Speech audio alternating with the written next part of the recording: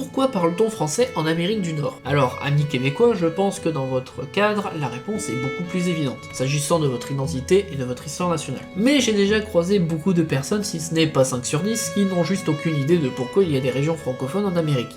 Alors, concrètement, nous avons 4 à 5 régions francophones. Les 3 premières sont le Québec, la plus connue même s'il faut rappeler qu'il y a des francophones hors du Québec, dans le Canada, l'ancienne région historique de l'Acadie, même si l'emploi du français y reste très marginalisé, et le français de Louisiane. Et à cela, on peut rajouter le créole haïtien, qui est une forme créolisée de français, et le créole antillais, qui est le français parlé dans nos départements d'outre-mer. Pour comprendre l'origine, il faut savoir que la France, et comme les autres nations européennes de son époque, a aussi colonisé l'Amérique. Elle a même d'ailleurs possédé l'un des plus grands ensembles de colonies sur cette région, la Nouvelle-France pour le Canada et la Louisiane, qui à cette époque couvrait un tiers des États-Unis, sans oublier Saint-Domingue dans les Antilles françaises. Malheureusement, ce territoire qui n'avait pas fini de se peupler fut perdu au cours de plusieurs guerres, dont la guerre de 7 ans, qui fera disparaître 95% de son territoire au profit de l'Angleterre. Avec le temps, de nombreux francophones ont dû soit s'intégrer, soit se faire déporter.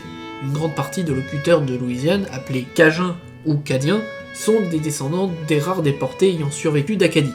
Pour le peu qu'il reste, il s'agit majoritairement de groupes très ancrés dans leur identité culturelle et linguistique, ce qui explique l'ardeur indépendantiste québécois qui est encore présent aujourd'hui.